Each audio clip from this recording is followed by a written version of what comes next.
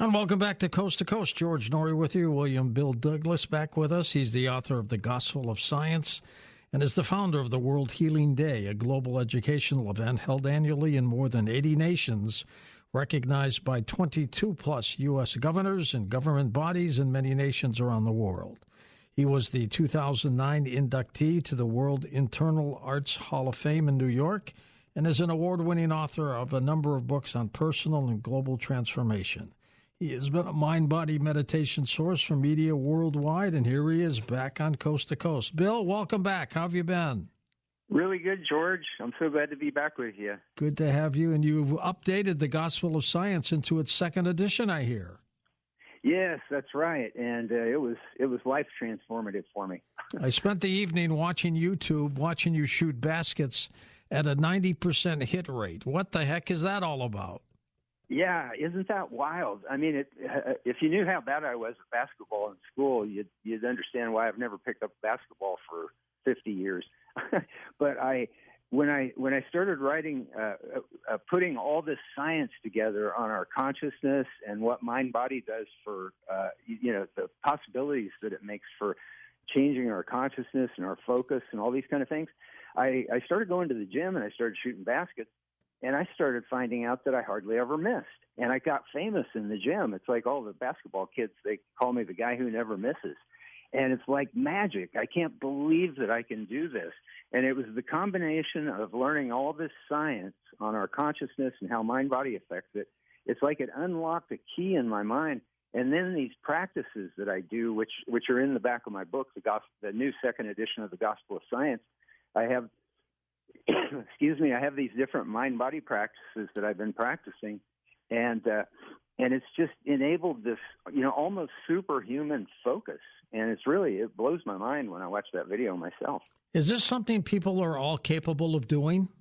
Yes, absolutely. That's the thing. That's what the science showed me. I had collected the science on consciousness and mind-body for about 40 years, but I had never put it all together. I had it all in my computer. Whenever I'd see studies, I'd collect them. But then when I put the new second edition of the Gospel of Science together, and I put all this science together, and I was immersed in it, reading it. And the book doesn't read like a science book. It reads, it reads like a story. I wanted it to be readable so that people would, enjoy reading it. But the science, I meticulously endnoted all of it so that people would be able to go look at it, because I knew that a lot of it they wouldn't believe if they couldn't actually see the study from the universities and things like that. And so as I was putting all that science together, it was like it was unlocking in my mind that I had much greater potential than I had been given myself credit for. And then practicing the mind-body practices, and then it also got me rededicated to practicing, the mind-body practices that I teach. Because sometimes when you teach, you kind of just get in a mode where you're teaching and more than doing. And the reading all that science, it really re-inspired me to start practicing this stuff on a regular basis. And the combination of those two things, just essentially, just I feel like Harry Potter when I shoot these baskets, and they just go. You saw in the video, it's not like they just get made, but they go right through the center of the hoop. You took 51 shots, and you made 46 of them. Yeah, that's right, and that's a typical day on the court for me now. Yeah. Did you use the baskets as a test for your theories? Yeah, that's what it became. It became a laboratory for the possibility of focused consciousness. And like I think you might have mentioned it, but when we calculated, because when I shoot, I just shoot because I hardly ever miss. But I recorded it that day, and so then when I got home, we looked at the statistics, and it made the percentage that I was making. That put me 15th in the NBA, so shooting better than 435 NBA players. And I was terrible at basketball in school. So this stuff is real accessible to people, because I'm just I'm just an ordinary Kansas boy, who was horrible at basketball. But these practices and the science in the book, it changed me. It changed my mind. And it wasn't just the basketball. The basketball became a laboratory. But it changes your outlook. It really reduces depression and anxiety and, mood issues and all that kind of stuff. And, and everybody's going through that kind of stuff. And so that was one of the reasons I was so excited about getting on your show, because after everything we've gone through for the last 3 years, people are dealing with a lot of stuff. Oh, they really are. They really are. Yeah. So I really wanted to get this information out to people, and not necessarily that people buy the book, but ask your local library if they don't have a new second edition of the Gospel of Science. Ask them to get it. Find some way to read this book, because it'll change everything. It's really blowing my mind, what this stuff is capable of doing. Bill, explain what you mean by mind-body practices. Well, the science that I collected over the years, it led me to 5 practices, and I practice all of them. And in the back of the book, I have techniques where people can practice. It's the same techniques that I do. And so the big science is on meditation, yoga, Tai Chi, Qigong, and mindfulness practices. And all those have these transformative effects on not just the mind, but the whole body. In fact, they change our DNA, and they can even reverse the aging process. Regular meditators are, on average, about 12 years younger than other people that were born the same year as them biologically. That's pretty dramatic, isn't it? Yeah, and you really feel it. I mean, it's like I feel it. When I do this stuff on a regular basis, I really don't feel much different than I did when I was a teenager. But then when I get away from it, I start feeling more my age. And then the title Gospel of Science of your book, it's not a religious book, though. Yeah, that's correct. And I'm so glad you mentioned that, because that is something that oftentimes people misunderstand when they read the title Gospel of Science. They think that I'm promoting a religion. But no, it's a book of science. The reason I chose the word gospel is because gospel, the root of gospel from the Greek root is good news. And so it's the good news of science. Now, it does things to us, like it increases the empathy and compassion parts of the brain, and it shrinks the stress and fear parts of the brain. So it kind of segues with spiritual traditions in a lot of ways. It's not like it's anti-spiritual or anything like that, but it's a science book, so it's not a religious book at all. And it shows how this stuff is really accessible to everybody, and it can really transform everybody's lives. It is pretty dramatic, isn't it, how it works? Yeah. Well, these things have been cultivated over thousands of years. And so there's been thousands of years of research. But what's different today is that we have, as I was collecting this science, I realized we're the first generation in human history who's had the modern science to prove what the research that was coming out of India and China primarily over the last few thousand years with these practices. And so it's real exciting. And like I said, when I was immersed in the science writing the book, it was just unlocking possibilities in my mind. And so then when I did the practices, they just became so much more powerful. So the combination of the science and the ancient practices seems to take this stuff to a whole new level, and that's what the new second edition of the Gospel of Science does. Bill, what does consciousness mean to you? Well, that's changed as I wrote this book as well and got exposed to this science.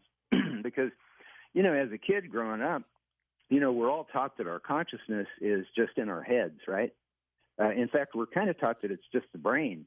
But what we're realizing, what science is realizing now, is that our consciousness is actually, they call it non-local. And so what that means is that we can tune into things on the other side of the planet. And the research and the science on that is really extraordinary. And so that really changed the way that I saw my consciousness. And in fact, when I'm shooting the baskets in my basketball laboratory at the gym, it's like I almost feel connected to the center of the hoop when I'm shooting. And you can do this with anything. It's not about basketball. It's not about me. It's about what we can all do with our consciousness. And we can connect in ways with things that we never really dreamed possible. Yeah, how did you train yourself, Bill, to make those baskets? Okay, well, what when I practice the meditation that's in the back of the Gospel of Science, what I'm doing is I'm going into what's called heart-centered consciousness, and there's a lot of science on that in the book. And what happens is, what heart-centered consciousness is when we go into a mode of feeling instead of thinking. And so you start off by just feeling your breath, just feeling your body breathe. And you start to get out of your head and you start to get into that feeling mode. And then you go through these processes, these simple processes of visualization and breathing and relaxation. And you go into what's called brain-heart coherence. And that's a really powerful state. And in fact, what they found is that when you go into this heart-brain coherence state, it's very healing, but it's a real natural thing, because when you go into it, what they find is that the rhythms of your heart start to match the rhythms of the planet Earth. And I just found that really kind of amazing. That's intriguing. And you believe we can slow our aging process down. How? Yeah, that's what the research shows. Well, there's different aspects to that. One is that when we're under stress, and we all are. I mean, we all pick up daily stress. It's not like stress is bad, but we need a stress management. We need techniques that we can process that stress. And there's different ways to do it. Getting out in nature is one way to do it, and that brings us more into like alpha brainwave state. And now, what was your original question just now, George? I kind of lost track on that. Well, we're talking about reversing our aging process. Yes. So when we have these normal stresses, our DNA coils tighten, and that diminishes the healthy expression of our DNA. So everything about our body and how it operates is based on that. But what the science shows is that when we practice these mind-body practices, what it does is it causes the DNA to uncoil, so it coils less tightly, and then our DNA expression becomes more healthful. Now, another thing that science has been able to determine is that as we age, the ends of the DNA strands, and the DNA makes up everything, so everything that we are is our DNA, state of our DNA. But as we age, the DNA strands start to wear out. They start to frazzle like an old pair of blue jeans on the ends. But what science is finding is that when we practice these mind-body techniques that I have in the back of the book, and there's mind-body teachers all over the planet as well, I mentioned that in the book. But when we go into these alpha brainwave states, these relaxation states that these techniques in the back of the book promote, it actually heals the DNA. It heals those DNA strands. So a lot of times in my classes, I'll get people that are, older, as old as me or older, and they'll think, oh, I wish I would have started this earlier, when they hear that that it slows the aging process. But I tell them, don't worry about it, because it actually reverses aspects of the aging process. And I've experienced that myself in my own life, because when I get away from the techniques, it's like I'll start to feel older. It's like everything just isn't functioning quite as well. But then when I get back and I start using the techniques again, then it's like I say, it's like I start feeling really quite a lot like I did when I was a teenager. And the various aspects of practice to get to this point include what? Well, in the back of the book, I have the techniques that I practice. And so there's a sitting relaxation therapy. It's a guided visualization, and I have YouTube videos that are free. So in the back of the book, it'll tell you how to get to the YouTube channel for the free instructional videos. But it's a guided relaxation visualization that just gets you into your body, out of your head, and it takes you through these different processes that create that heart-brain coherence that's so powerful. And then, in addition to the sitting meditation, the relaxation guided visualization, I also have real gentle moving qigong exercises. And so, and those are on the video link in the back of the book, and it's real gentle motions, but you do them with your eyes closed once you get used to doing them. And so you go into a mode of, that heart-centered consciousness where you're feeling the body and you're feeling the body loosen. Everything's very effortless and very natural, very relaxing, and it feels really good. And so you go through this process of just letting your whole body get relaxed through these gentle movements. There's about, 12 or 13 of them that you can go through. And then I also teach a Tai Chi short form. And the Tai Chi short form is a real simple Tai Chi form. Tai Chi looks like slow motion Kung Fu.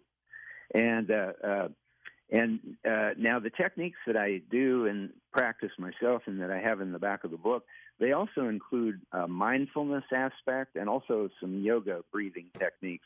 And the mindfulness is the it's being present and feeling the sensations of the experience. And that's a practice that you really develop from practicing these things. And then it starts to carry over into your life, where you just kind of slow down and you start to smell the roses more. It actually changes your brain and your nervous system so that, it's like when I feel myself, like if I'm driving, somewhere or whatever, and I start worrying about things, I'll just practice these techniques while I'm, some of these techniques while I'm driving, where I just take big breaths and I just let myself just relax while I'm driving, and then just feel the vibration of the road on my hands and on my bottom and on my feet. And by just letting go and breathing, then it's like, then I just start to notice how beautiful the sky is or how beautiful the clouds is. It just takes you into this, kind of presence and mindfulness so that you notice the things in your life. And what the science shows is the scientists that have studied this, they call the term they use is gratitude consciousness. And what that means is simply just enjoying the experience of our lives. And that could be anything from the warmth of a warm cup of tea on our hands to the sunlight on our face, or, a nice spring breeze on our face, just all the things that make up our lives. John Lennon had a great line in one of his songs. He said, life is what happens to you when you're busy making other plans. And so these mindfulness practices change your brain and your nervous system so that you're just more present for just the simple pleasures of life. And it's very healing. It actually it changes the molecular structure of the heart and the brain. That's how much it changes it. They can actually see that scientifically. And you can use these techniques, Bill, for just about anything, can't you? Yeah, right. Yeah, my free throw basket shooting, that for me, like I said, that's kind of a laboratory, but it expresses itself in every aspect of our lives. It's like my focus is so much better, for when I'm doing work or whatever, and my relationships with coworkers or whatever that I'm working with, they work at a different level. As you start to play with these things and with the consciousness, you start to realize how things are kind of interconnected. And there's actually research. One of the scientists that I interviewed was a Dr. Kim Penberthy from the University of Virginia. And she's in the Division of Perceptual Studies, the psychology department, and they study human consciousness. And she talked about a study that they did where they taught people how to meditate. And after they taught them how to meditate, in the following weeks, over 55% of them started reporting having extraordinary consciousness experiences. And extraordinary consciousness experiences, they can vary. It can be anything from, like you think of somebody and then the phone rings. Right. Right. To, much larger, life transformative experiences. And in fact, I had one today. I was at this hotel. I checked into a hotel so that I'd have a landline for the interview, and so at a certain time during the day, I was standing at the desk. Hold on for a second, Bill. I'll let you finish that story when we come right back. And we're back with Bill Douglas, George Norrie here. Bill's website is linked up at coasttocoastam.com, and you got to look at his YouTube videos. They're fantastic. He actually took 51 basketball shots and made 46 of them. I don't think I could even do that right now, Bill. George, I couldn't have done it. I could never have done anything like that before. Yeah, it's blowing my mind. We were talking about extraordinary consciousness experiences, and you were going to relate a story to us. Yeah. So your staff was going to call me at some point today to get the hotel room number that I'm staying at, so that I could get the call for the interview tonight for the show. And, sure. Yeah, and so anyway, so at some point during the day, we go to the hotel, and I'm standing at the desk talking to the kid, and he's just about to give me my room number. He's looking up my room number so that I can call your office and give it to him. And right when he's about to give me the room number, I get a call from Stephanie, and she's asking for the room number. And if you do the mathematical breakdown on how likely it would be that she would call at the precise instance that I was getting that room number, and that's what the University of Virginia research shows, is that when we practice these techniques, like the ones I have in the back of the Gospel of Science, they increase the incidence of our synchronicities and extraordinary consciousness experiences. And there was a time when I would have thought that this stuff, if somebody would have told me something like that, I would have thought, yeah, it's just coincidence. But that's not what the data is showing. And it's showing that our consciousness is actually capable of tuning into like a higher level of existence. And, the ancients talked about this, the ancient Tai Chi and yoga and meditation people in the East. But now modern science is validating these things, and it's really amazing. I've always believed that we are wirelessly connected, much like computers are. Yeah.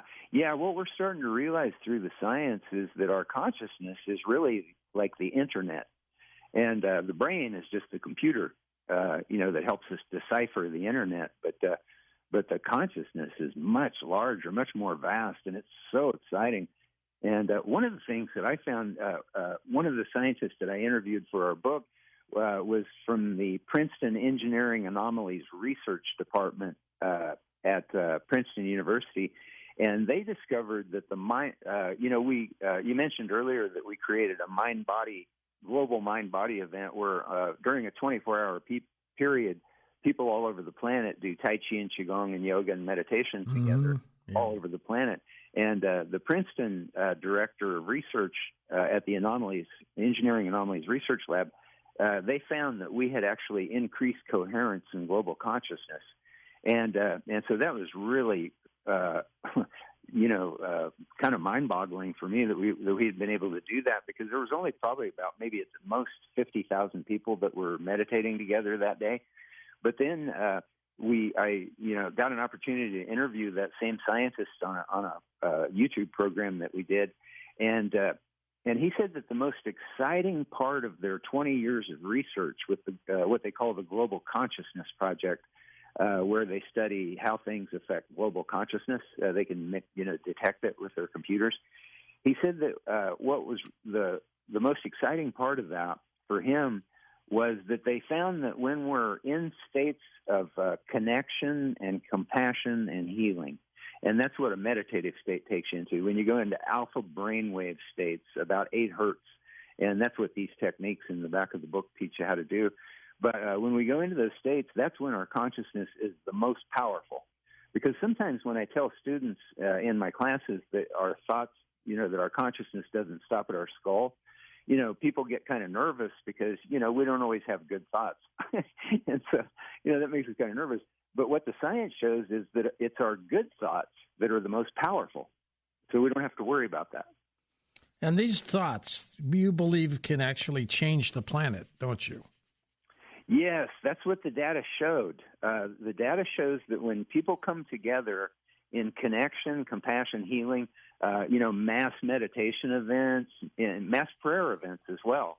When people's consciousness comes together in goodwill, it has a powerful effect on what they term global consciousness. They can measure it with their computers when consciousness around the planet changes. And this really bodes well for the future of humanity. And so that's one thing that I tell my students in my classes is that it's really beautiful because when we practice these techniques, like the ones that I put in the back of the book, which are really easy to do, everybody can do them, they not only heal us and reverse our aging process and make our brain larger and increase our IQ by 20 points and, boost our immune system and all these kind of things, but we're also contributing something to the collective consciousness of the planet. And so that's really beautiful because, a lot of times people think, well, geez, I sure would like to do something that would make the world better. Well, you can meditate every day. and that actually is, in a scientifically measurable way, contributes to a positive benefit in the planet.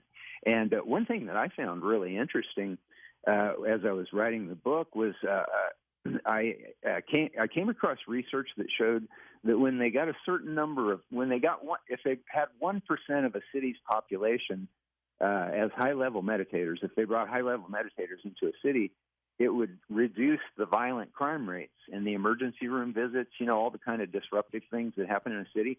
Having just 1% of a population of a city, high-level meditators would reduce those negative effects for a city. Do you know Lynn McTaggart by any chance? Yes, Lynn McGuirk. Yes, I mean not personally, but the books I'm really. She conducted an experiment on reducing crime in Washington D.C. by meditation, and she said her numbers were outstanding. Yeah, I think they brought it down like 25%. They brought the homicide, rape, and assault rate down by 25%, which is huge. Oh yeah. The Washington D.C. Police Department participated in that, and when they first told them what they were going to do, the D.C. police chief just laughed it off. He said, "Yeah, they'll bring the crime rates down," because it was during the high crime season in August, and he said, "Yeah, they'll bring them down if we have a blizzard in August." He wasn't buying it, but they did it, and they actually brought it down more than they said they were going to bring it down. Than they projected that they were going to bring it down. So it's really beautiful when you think about it, because we can play. And one thing about meditation, all these techniques that I put in the back of the book, The Gospel of Science, I teach in a way. Like I said, I'm a Kansas boy. I have to hear things and learn things in everyday language, and so that's what I did. I was able to put these techniques in real, just plain everyday language. And so they're real accessible, and and every time we practice them, we're not just contributing to our overall health and well-being and performance and all these kind of things in really profound and dramatic ways, but we're also contributing to the betterment of the planet. And so, yeah, there was a whole bunch of these studies that ran. They did one study in 48 cities, and they had control cities that they compared them to. And in all 48 of those cities where they had 1% meditators come in, they dropped the crime rate, and that effect lasted for 5 years. That is amazing. What are you trying to do with the United Nations, Bill? Okay, what the book led to was, and in the back of the book I have a chapter, in the back of the new second edition of the Gospel of Science, I have a chapter called The Global Transformation Project. And what we did was we put all this science together that showed that when people meditate on a regular basis and practice these mind-body techniques, it increases their IQ by 20 points. It increases our GRE reading score, our math proficiency skills, our verbal fluency, all the things that we want school students to be able to do. So it would bring education to a whole other level to make mind-body education part of public education. These 5 science-based mind-body practices that I have in the back of the book. And there's teachers all over the world that teach these things. That's what we discovered through organizing the World Meditation event that we do, World Tai Chi Day. And so what we're doing is we're building a global coalition of people who want society to save trillions of dollars every year, because that's what the data shows. If we were teaching this in public education from kindergarten through 12th grade in age-appropriate ways, it would profoundly boost the next generation's immune systems, and it would have a positive impact on the global consciousness of the planet, and it would lift education to a whole new level. But again, the data shows it would save trillions of dollars, not just once, but year after year after year. And so we've pulled together a coalition. If you go to globaltransformationproject.org, or if you just Google Global Transformation Project, and we got it linked up at Coast to Coast. Yeah, so we have leading minds in science, health, education, and mind-body from all over the planet who are, when you go to the site, you'll see these major scientists and experts in these fields, and also just ordinary people like ourselves who are signing a petition. And when we get 100,000 signatures on the petition, we're going to take it to every United Nations mission on the planet to get co-sponsors for a UN resolution advocating mind-body education for public education worldwide. But we write it in that it wouldn't be mandatory. No country would have to do it. No school would have to do it. And no student would have to do it. Because when we teach in a public school, and we've taught in many public schools, we always tell the school there has to be a study hall or something. There has to be an opt-out, because this only works if you want to do it. But in every case that we've done it in schools, I think in all the time that we ever did it, we only had one student go out to the study hall, and he was really sorry that he did it when he came back, because the other students were so amazed by how they, the experience that they had. And so, but we just want to emphasize that it'd be non-mandatory, and we're not going through the UN bureaucracy. We're going to go to all the individual nation states, and we know we can do this because in 2014, the UN General Assembly voted a resolution creating the International Day of Yoga, which was kind of patterned after the World Tai Chi Day that we created 24 years ago, and it passed with a record number of co-sponsoring nations. It passed with 177 co-sponsoring nations. So we're going to do all that work, but we want to go there with the soul force of people behind it. So actually, George, your audience tonight could catapult this thing forward because we need at least 100,000 signatures. And it only takes about 7 seconds to do it. When you go to globaltransformationproject.org, you'll see the sign our petition. And then if you can just share it with friends and get them to sign it, and then we'll start going to the United Nations with this. And we think we ought to be able to get millions of signatures for this. But you just need 100,000. Yeah, I know, but we're going to shoot for as many as we can get because we want to go to the UN and show them that it's time for this to happen, and it is. Really, mind-body should have been part of public education a long time ago, and now we have the science that shows it absolutely should. And if we get, if we have kids all over the planet going into these alpha states, because that's what it would be. It'd be teaching kids how to go into alpha state, and it's real natural because actually, what scientists show is that when we're young children, we're actually in meditative states a lot of the time. When kids are playing or whatever, they're actually in meditative states, but then we forget how to do it when we get older and we start, getting more into our left brain. And so really what we'll be doing is just helping kids not lose touch with that natural ability. And so like kids, they heal really fast, and it's no accident because we know what this stuff does for the DNA when you go into that alpha state, and that's where kids are. And so by teaching kids how to stay there, the vast majority of health issues that we spend so much money treating would not even be an issue with those kids because of what the science shows. Well, folks, sign the petition. All you have to do is go to globaltransformationproject.org, which is linked up at coasttocoastam.com. Sign this petition. Doesn't cost you anything. And if you need 100,000 people, we might be able to do that in one swoop tonight, Bill. Yeah, we could make history. Yeah, and change the planet, and it would change the planet for the whole future of humanity in really beautiful ways. Once you, let's say, are allowed to be before the United Nations, what happens? Okay, what we do, we have a draft resolution, a draft UN resolution, and we're working with UN, some former UN officials that are helping us, kind of polish it. But the gist of it's there. When you go to the website, you can read through it. And so then what we'll do is we will go to each one of the individual countries on the planet and lobby, urge them to co-sponsor it. And so we believe that India co-sponsored. They were the original co-sponsor of the International Day of Yoga. So we'll definitely go to India because obviously they're interested in promoting yoga around the world. But then we'll also go to China because Tai Chi and Qigong are part of this as well. But we're going to go to every country on the world to get co-sponsors. And then once we get, and we're working with some former UN officials, too, who have some inroads. And I have a previous connection with the Indian government through a website that I have, World Yoga Day. And and then we'll start building the co-sponsors and then get one of them to submit it for a General Assembly vote. And like I said, the International Day of Yoga passed with a record number of co-sponsors. So we feel, and it was, the purpose of it was to enhance global health and harmony, and that's exactly what our resolution will do. So we feel like it's, that shows that we'll be able to get those codes. And we have a track record, from organizing World Tai Chi Day. We have a track record of doing, this kind of global work with governments.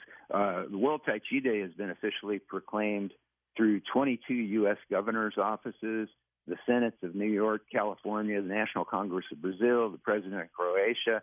It just goes on and on. And so we have a track record of being able to do these things. And me and my wife, we're the ones that are going to contact all the UN missions in the world. And we've committed to doing this. It's going to be a huge task, and that's why we want to have a lot of signatures behind us when we go do it, because it's going to be a lot of work, but we're going to follow through and make this happen because it's just time. The planet's ready for this, and the planet really needs it right now too. And one of the other things that the science shows is that when we practice these mind-body practices, it dramatically boosts our immune system. It boosts our T-cell count by 50%. There was a UCLA That's huge. That's huge. Bill, Yeah. We're going to take a short break, but we're going to come back and take phone calls with you next hour. Bill Douglas with us. Sign the petition, folks. Go to his website, linked up at coasttocoastam.com.